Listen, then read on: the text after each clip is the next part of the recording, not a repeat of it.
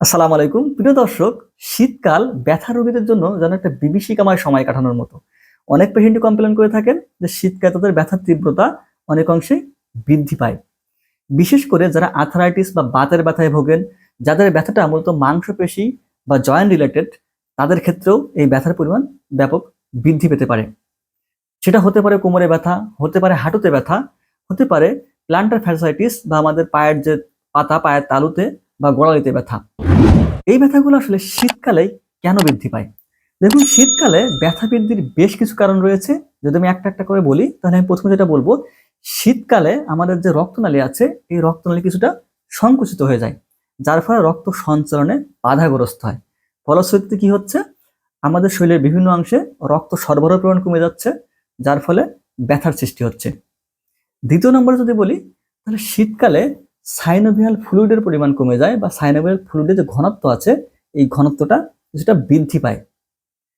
সুতরাং যারা এই জয়েন্টের ব্যথায় ভোগেন, বিশেষ করে জয়েন্টের ব্যথার বৃদ্ধি পাওয়ার অন্যতম প্রধান কারণ হচ্ছে এই সাইনোভিয়াল ফ্লুইডের পরিমাণ কমে যাওয়া বা ঘনত্ব বৃদ্ধি পাওয়া। কারণ এই সাইনোভিয়াল ফ্লুইড মূলত আমাদের হাড্ডি এবং কার্টিলেজের মাঝে লুব্রিকেন্ট হিসেবে কাজ করে। ফলে যখন এই পরিমাণ কমে যাচ্ছে বা ঘনত্ব বেড়ে যাচ্ছে, তখন মুভমেন্টের সময় দুই হাড্ডি ঘষা লাগার সম্ভাবনা বেড়ে যায়, যার ফলে কি হয়, ব্যথা হয়, ক্ষুধাও হয়। এছাড়াও ওই সময়টা যখন সাইনাল ফ্লুইড পরিমাণ কমে যাচ্ছে বা ঘনত্ব বেড়ে যাচ্ছে, তখন স্টিফনেস বেড়ে যাচ্ছে, মুভমেন্টের স্টিফনেস বেড়ে যাচ্ছে, জয়েন্টের স্টিফনেস বেড়ে যাচ্ছে, যেখান থেকেও ব্যথার সৃষ্টি হতে পারে। 3 নম্বর যদি আসি, তাহলে আমরা বলতে পারি যে ব্যারোমেট্রিক প্রেশার বা বাতাসের চাপ বা বাতাসের আর্দ্রতা। গবেষণা দেখা গেছে যে ব্যারোমেট্রিক প্রেশার বা বাতাসের আর্দ্রতার পরিবর্তনের পাশাপাশি এই যে ব্যথা বৃদ্ধি ইতিবাচক হারে পরিবর্তন হয়। বিশেষ করে স্নায়ুতে জ্বালা পোড়া বৃদ্ধি করে এটা ব্যথা বাড়িয়ে দেয়, বিশেষ করে যারা আর্থ্রাইটিসের ব্যথায় ভুগে থাকেন।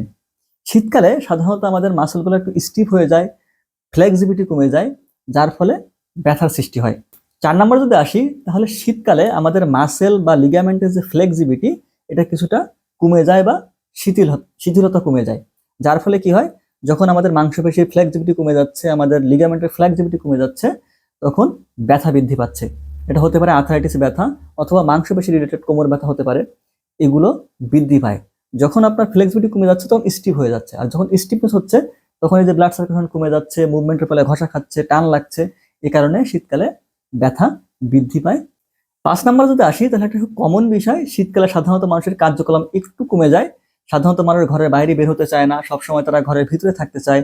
তারা ল্যাপ খাতা কম্বল মুড়ি দিয়ে আসলে ঘরের ভিতরে থাকতে খুব বেশি পছন্দ করে, যার ফলে কি হচ্ছে, এই যে মুভমেন্ট কমে যাওয়ার কারণে আমাদের ফ্লেক্সিবিলিটি কমে যাচ্ছে, যার ফলে ব্যথার সৃষ্টি হচ্ছে।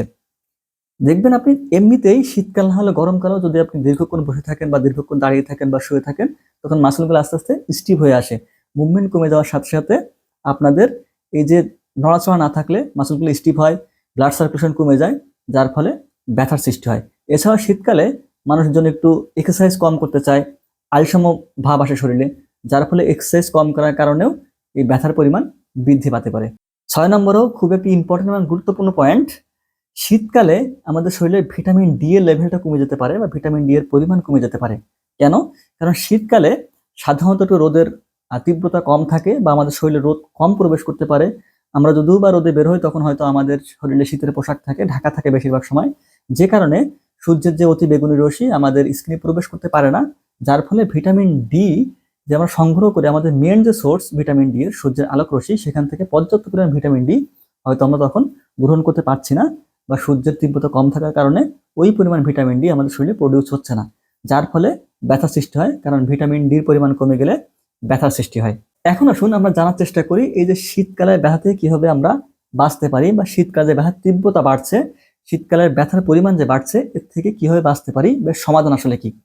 দেখুন, শীতকালের ব্যথার তীব্রতা থেকে বাঁচতে হলে বা শীতকালের ব্যথা কমিয়ে আনতে হলে আমাদের প্রথমত এবং প্রধানত আমাদের লাইফস্টাইল মডিফিকেশন করতে হবে, বা লাইফস্টাইল চেঞ্জ করতে হবে। কেন?